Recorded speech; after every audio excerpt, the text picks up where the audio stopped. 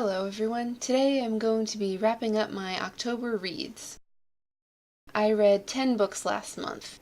4 were by new-to-me authors, and 3 were new-to-me books by authors I'd read before. 4 of the books had been on my owned TBR shelves, and 3 were a reread. Regarding authors, 8 books were written by a woman, 2 by an author of color, none by a queer author, and 2 by a Jewish author. Regarding main characters, 7 books had at least one woman, 5 had at least one POC, 1 had at least one queer character, and 1 had a Jewish main character. The genre spread was 5 fantasy, 3 historical, 1 romance, and 1 horror. 1 book was a graphic novel, and I DNF'd 1 book. My ratings were 1 5-star, 1 4.5 star, 2 4 stars, 1 3.5 star, 1 3 star, 1 2.5 star, 2 2 stars, and 1 1.5 star. I participated in 3 readathons over the month of October, all of which I did separate video wrap-ups for, which I will link to down below and up in the cards. The readathons were Madathon, which I read 3 books for, Screamathon, which I read 2 books for, and Victober, which I didn't actually finish any books for, but you can check out the video to get an update on my progress through my reread of Jane Eyre. In October, I also read The Rabbi's Cat by Johann Sfar. This was originally written in French, and it is a graphic novel that takes place in 1930s Algeria that explores Jewish religion through a talking cat. It was very strange, and the timeline jumped around a bit. One of the main characters got pretty annoying toward the end, but there was some pretty good humor here, especially in the owning of a cat who starts talking and is as annoying as you might expect.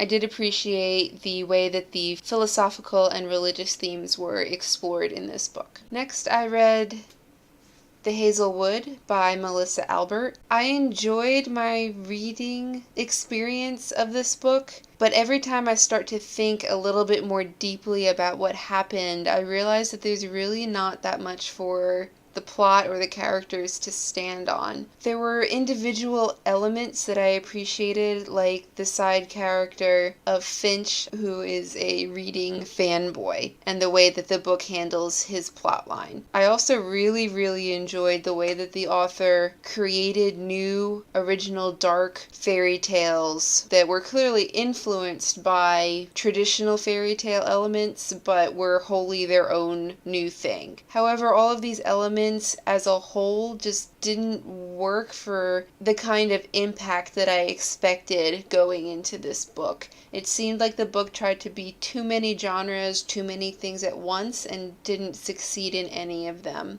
It also seemed to try to have horror elements, but they just fell a little bit flat for me. So I had a lot of mixed feelings about this book. Next, I continued in my reread of the first 2 books of the Generation Warriors series by Anne McCaffrey, which I had read years ago. The Death of Sleep is book 2 and follows an ancestor of Sassenach from book 1. I enjoyed following Lunzi as she navigated her unusual timeline circumstances and bouncing back from everything that's thrown at her. I love seeing, like Sassenach, Lunzi's strong character and her relationships with people. One of the things that Anne McCaffrey does really well, in my opinion, is portraying positive, healthy, emotional relationships that may not always end up being permanent, but the people in the relationships actually talk to each other to get through the issues that they're having instead of making it so much more dramatic than it needs to be. This book tackles issues of bias and racism even more than Sassenach did. I can't say that it does it perfectly, but I did appreciate the fact that it tried and brought up those issues and recognized that they are issues. And finally, I continued my reread of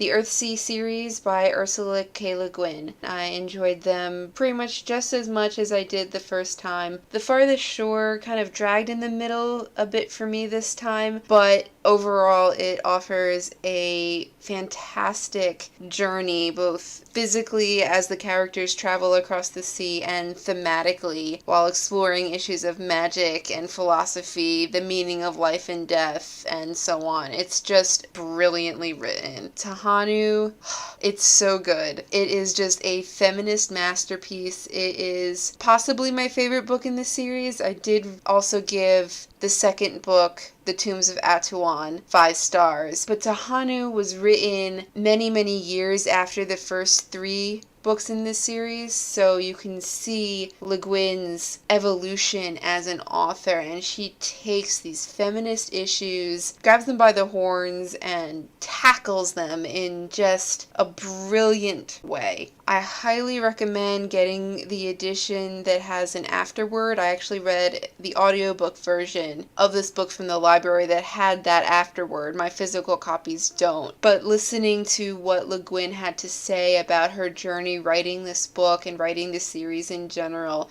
just brought everything together, and it is a perfect book. Highly recommend this entire series. And that's everything I read in the month of October. Let me know down in the comments if you've read any of these books and what your thoughts on them are. Thanks for joining me.